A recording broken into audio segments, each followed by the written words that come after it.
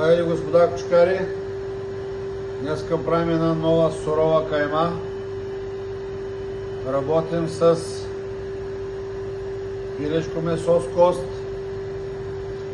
сьомга рагу, сьомга глави, скумрия, октопод, каламари и общо взето това е каймата.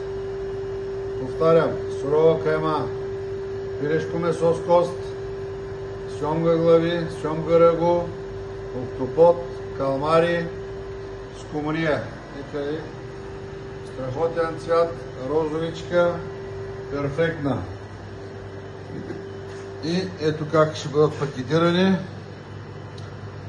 Саламчета по 1 кг, чисто спретнато, омега-3 масни киселини, омега-6 масни киселини, калций, фосфор. Всичко полезно има в тази кайма. Но на малки котрета, които са подрастващи, не е желателно да се дава повече от 2 пъти в седмицата. Това е от Варна.